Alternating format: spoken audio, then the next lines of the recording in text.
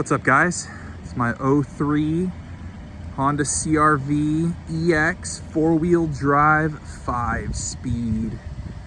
Okay, I've driven this thing extensively. It's super reliable and in good shape. I bought it stock. The clutch was slipping, so I put a brand new Exedy clutch in it, a factory OEM replacement. So that's brand new with less than 500 miles. I also put a 2-inch lift kit on it, so slightly lifted it, and I put these brand new, I just put these on. These do not have 100 miles on it. Falken I think they're Wild-peaks All-Terrain, but yeah, those cost me 700 bucks by themselves. So this thing is ready to go. I was gonna keep it, but I've got way too many cars right now, and the city is on my behind about all the Hondas I have, so gotta get rid of some. This car's got all the accessories, the rear trunk tray, all-weather mats, roof spoiler, it's the moonroof visor,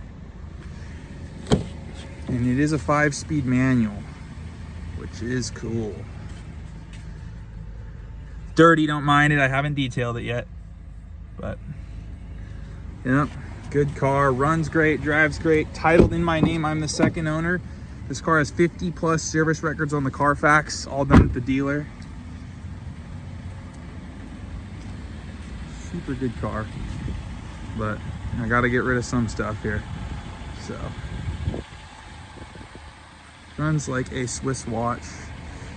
No oil leaks. Like I say, the clutch is brand new, 500 miles. The tires don't even have 100 on them. They're brand new. So the manual transmission. Save the manuals. So if you're interested,